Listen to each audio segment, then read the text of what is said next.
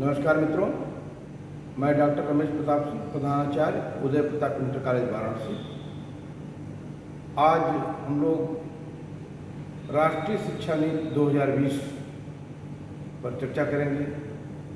तो आइए हम लोग देखते हैं कि राष्ट्रीय शिक्षा नीति 2020 क्या है और इस नीति के लागू होने से क्या क्या परिवर्तन हो रहे हैं, क्या क्या छात्रों को लाभ मिलेंगे, कौन कौन सी विधाओं में परिवर्तन हो रहा है, इसका हम लोग अध्ययन करते हैं। तो सबसे पहले हम लोग देखते हैं कि नई शिक्षा नीति कब शुरू हुई। नई शिक्षा नीति 1968 में श्रीमती इंदिरा गांधी के प्रधानमंत्रित्व काल में लागू हुई, जो तब से लागू होकर के और 1985 तक प्रभाव में रही। 1986 में दोबारा संशोधन हुआ। यह कार्यकाल था पूर्व प्रधानमंत्री श्री राजीव गांधी जी का, और उन्होंने इस नई शिक्षा नीति में तत्कालीन समय की आवश्यकता के अनुसार कंप्यूटर को महत्व देते हुए बहुत सारे परिवर्तन किए। और उस समय जो हमारा पढ़ाई का प्राइमरी, माध्यमिक, यूनिवर्सिटी के पाठ्यक्रम थे, उनमें विशेष करके स्नातक स्तर पर जो 2 वर्षीय पाठ्यक्रम लागू था, उसको 3 वर्षीय बनाया, 3 ईयर डिग्री कोर्स करते थे। तो यह लागू हुआ 1986 में, लेकिन इसका प्रभाव 1987 बैच के बच्चों पर पड़ा। 1987 से 3 वर्षीय पाठ्यक्रम लागू हुआ, जिसके तहत आपको 3 विषय का चयन करके 2 वर्ष, प्रथम और द्वितीय वर्ष में तीनों विषय पढ़ना पड़ता था, और तीसरे वर्ष किन्हीं 2 विषयों में चयन करके आपको अपना अध्ययन पूरा करना था। इसके बाद नई शिक्षा नीति में आगे चल करके 1982 में थोड़ा बहुत संशोधन हुआ, आंशिक संशोधन, लेकिन उसको हम संशोधन नहीं कर सकते। और अब वर्तमान में 34 वर्षों बाद, यानी 86 के बाद अगर हम देखें तो 34 वर्ष का एक बड़ा विशाल कालखंड है। इसमें राष्ट्रीय शिक्षा नीति में परिवर्तन नहीं किया। अब 2020 में संशोधन किया गया, जिसमें एक समिति गठित की गई। हमारे इसरो के वैज्ञानिक प्रोफेसर के कस्तूरीरंगन की अध्यक्षता में कमेटी ने रिपोर्ट की, जिसके अनुसार प्राथमिक स्तर, माध्यमिक स्तर और उच्च स्तर तीनों में परिवर्तन करते हुए बहुत सारे व्यावहारिक परिवर्तन किए। जैसे अगर हम देखें तो प्रिपरेटरी को ही, प्राइमरी जो कक्षा 1 से लेकर के और 5 तक की पढ़ाई थी, अब वो जो पहले 10+2 था, उसको चेंज करके इस रिपोर्ट में क्या किया गया कि 5+3+3+4, यानी इस एज में 3 वर्ष से लेकर 18 वर्ष तक के बच्चे शामिल हैं, इंटरमीडिएट। हम सबसे पहले बात करेंगे प्राथमिक स्तर पर, कि प्राथमिक स्तर पर जहाँ पहले 6 वर्ष में बच्चा 5 वर्ष में पढ़ने जाता था, अब वो 3 वर्ष के बाद प्रवेश करेगा, पढ़ने जाएगा, और उस स्टेज का नाम होगा फाउंडेशन स्टेज। यानी 3 वर्ष के बाद वो प्रवेश लेकर के 3 वर्ष केवल विद्यालय में जाएगा, प्ले मेथड से पढ़ेगा, न उसकी परीक्षा होगी और न इस पर कोई ऐसा बोझ डाला जाएगा जिससे उसके मानसिक विकास पर प्रभाव पड़े। केवल वो खेल कूद के द्वारा अपना काम करे, 3 वर्ष जाएगा। फिर 2 वर्ष जो 5 वर्ष का है प्रिपरेटरी का, इसमें 2 वर्ष में कक्षा 1 और 2 की औपचारिक शिक्षा होगी, यानी किताब कापी के ज्ञान से होगा। इन जो 3 वर्ष थे उसमें वह पूरा चित्रों के माध्यम से, खेल कूद के माध्यम से सीखेगा। और 2 वर्ष इसका हुआ जो उसमें वह कक्षा 1 और 2 पास करेगा। फिर एक विशेषता इसमें क्या है कि इसमें कोई होमवर्क बच्चे को नहीं दिया जाए। दूसरा स्टेज है प्रेपरेटरी स्टेज। इस एज में बच्चे 5 हो गया 3 वर्ष यानी 8 से 11 उम्र के बच्चे जो कक्षा 3, 4, 5 का अध्ययन करेंगे, इसमें विशेष यह बल दिया गया कि अंग्रेजी की अनिवार्यता समाप्त करनी, यानी मातृभाषा में शिक्षण को मत दिया गया कि बच्चा जिस क्षेत्र का रहने वाला है, चाहे वह हिंदुस्तान किसी को रहता हो, जहाँ उसकी जो मातृभाषा है उसमें शिक्षण देने पर यह महसूस किया गया कि छात्र बहुत अच्छे से पाठ को समझ सकता है, ग्रहण कर सकता है। फिर इसमें 2 घंटे का होमवर्क दिया गया है कि बच्चा धीरे धीरे कुछ सीखे, कुछ लिखे, कुछ जाने।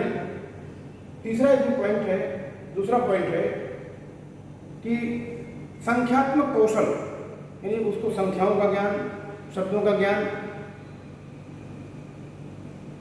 से परिचय कराया जाएगा। इसके साथ साथ उसे क्षेत्रीय भाषा का ज्ञान कराया जाएगा कि आपकी क्षेत्रीय भाषा जो है उस क्षेत्रीय भाषा में आपको पठन पाठन कराया जाएगा। क्यों? क्योंकि क्षेत्रीय भाषा पठन पाठन कराने से उसके अंदर पाठ को समझने, उसे आत्मसात करने में आसानी होगी। दूसरा उद्देश्य इसका यह रहा कि बच्चों में जो बचपन से ही रटने की प्रवृत्ति विकसित की जाती है, उसके स्थान पर बच्चे को टीएलएम के माध्यम से या अन्य जो साधनों के माध्यम से समझ विकसित करने का प्रयास किया गया कि बच्चे अधिकतर चाहे वो टीचिंग लर्निंग टीचिंग मटेरियल हो या कोई पिक्चर दिखा करके, दृश्यों को दिखा करके उसके अंदर समझ विकसित की जाए। दूसरा स्टेज है मिडिल स्टेज। मिडिल स्टेज में आते तक बच्चों का पाठ्यक्रम एक निश्चित हो जाता है कि हम एक निश्चित पाठ्यक्रम को पढ़ें, लेकिन इसमें होमवर्क की जो व्यवस्था की गई है कि केवल 1 घंटे होमवर्क दिया जाए। दूसरा, इस स्टेज में 6, 7, 8 के बच्चे आते हैं। खासियत क्या है कि मातृभाषा में शिक्षण को महत्व देते हुए इसमें कक्षा 6 से ही कंप्यूटर का ज्ञान अनिवार्य कर दिया गया। अंग्रेजी भाषा की अनिवार्यता समाप्त की गई कि किसी पर अंग्रेजी का बोझ लादा नहीं जाएगा। जो लोकल लैंग्वेज होगी, जो मातृभाषा होगी, उसमें शिक्षण बल दिया गया। उसके साथ साथ व्यावसायिक पाठ्यक्रमों को भी लागू किया गया है कि इस कक्षा 6, 7, 8 में बच्चा कोडिंग का ज्ञान जाने और अनेक प्रकार के व्यावसायिक पाठ्यक्रम होते हैं, जैसे सिलाई, कढ़ाई, बुनाई, सॉफ्टवेयर इत्यादि जो इंटर्नशिप है, यानी 6, 7, 8 में ही वो अपनी पढ़ाई के साथ साथ इन इंटर्नशिप कोर्सेज को भी कर सकता है, जिसमें मोबाइल तकनीक है, प्रिंटिंग है, इत्यादि तरह के जो व्यावसायिक पाठ्यक्रम है उसको भी करके वो कोई न कोई ज्ञान प्राप्त कर सकता है।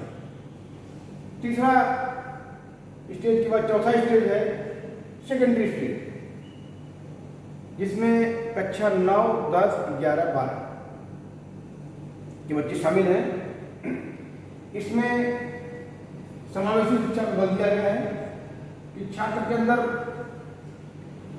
जो बोर्ड की परीक्षा का भय रहता था, पहले क्या था कि कक्षा 9 आप पढ़ें, वो कोर्स खत्म हो गया, कक्षा 10 जो पढ़ रहे हैं वही बोर्ड परीक्षा में आता था। लेकिन बच्चों में एक अज्ञात भय रहता था कि बोर्ड परीक्षा में हम पास होंगे कि फेल होंगे। अब क्या किया गया, इसमें चेंजिंग क्या हुई, इसकी विशेषता क्या है कि कक्षा 9 से 12 तक स्ट्रीम समाप्त कर दी, यानी विज्ञान वर्ग, कला वर्ग, वाणिज्य वर्ग, कृषि वर्ग, ये जो वर्ग थे, जो स्ट्रीम थी, इनको समाप्त करके अब जो है सेमेस्टर पढ़ाई लागू कर दी। यानी कि कक्षा 9 में 2 सेमेस्टर 6 महीने की, कक्षा 10 में 2 सेमेस्टर, यानी 4 सेमेस्टर हो गए। और इन चारों सेमेस्टर के जो अंक होंगे वह बोर्ड की परीक्षा में जुड़ेंगे। इसका मतलब यह है कि बच्चे को केवल बोर्ड परीक्षा पर आधारित न होकर के अब तीनों सेमेस्टर के और अंक जुड़ेंगे, जिससे बच्चे को अच्छे अंक प्राप्त होंगे और उसका विश्वास बढ़ेगा, आत्मविश्वास बढ़ेगा। इसके साथ साथ विषय चयन की आज़ादी होगी। जैसे इंटरमीडिएट में है कि आप स्ट्रीम लेते थे कि हम साइंस वर्ग के हैं, हम आर्ट्स वर्ग के हैं, हम एग्रीकल्चर ग्रुप के हैं, कॉमर्स ग्रुप के हैं, स्ट्रीम होती थी।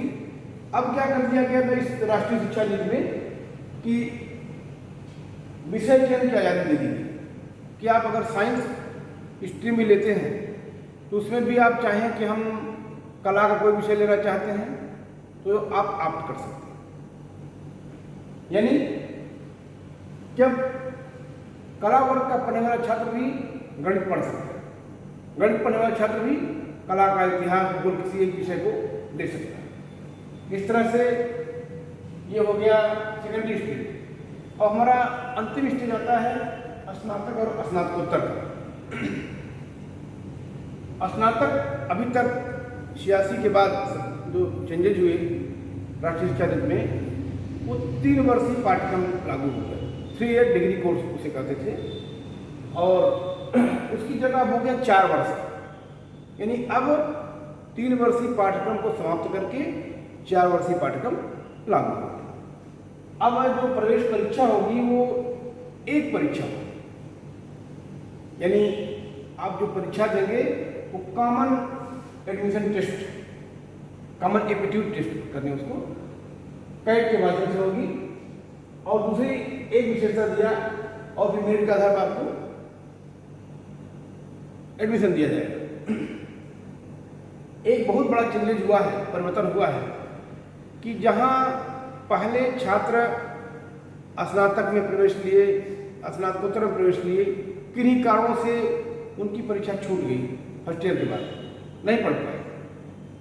इस राष्ट्रीय शिक्षा नीति में जो विशेषता जोड़ी गई है कि अब multiple exit entry exit system लागू हो गया है, कि अब जो है मल्टीपल एंट्री एग्जिट प्रणाली, यानी कहने का मतलब यह है कि अब छात्र अगर 1 वर्ष भी कोर्स करता है तो उसे उस वर्ष की डिग्री का महत्व है।